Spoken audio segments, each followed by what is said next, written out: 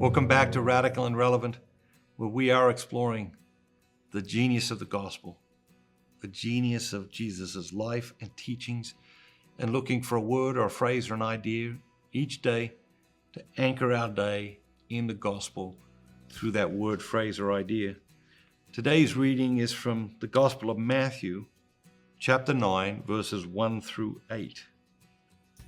And getting into a boat, he crossed over and came to his own city.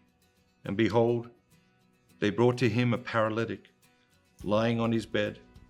And when Jesus saw their faith, he said to the paralytic, "Take heart, my son, your sins are forgiven." And behold, some of the scribes said to themselves, "This man is blaspheming." But Jesus, knowing their thoughts, said, "Why do you think evil in your hearts? For which is easier, to say your sins are forgiven, or to say rise and walk? But so that you may know that the Son of Man has authority on earth to forgive sins." He then said to the paralytic, "Rise, take up your bed, and go home." And he rose and went home. When the crowd saw this, they were afraid, and they glorified God, who had given such authority to men. What jumps out at you? Hypocrisy of the Pharisees, hypocrisy of the scribes, their lack of concern for this human being in this suffering. What jumps out at me again is these closing phrases. When the crowd saw it, they were afraid, and they glorified God, who had given such authority to men. So what's interesting, right, is this they're afraid, but they're glorifying God.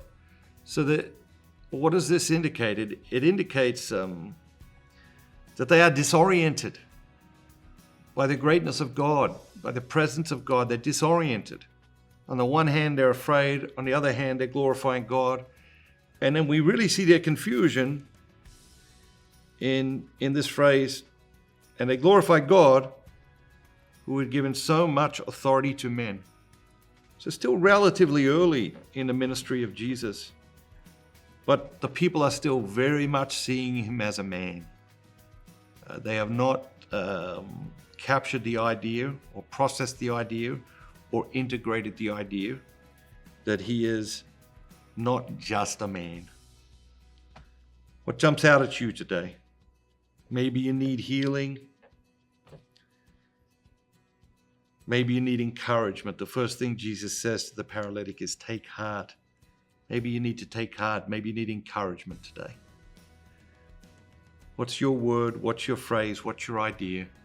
Choose it and anchor your day to the gospel through that word, phrase, or idea. Have an amazing day, and remember, don't just be yourself. Be the very best version of yourself, all that God created you to be.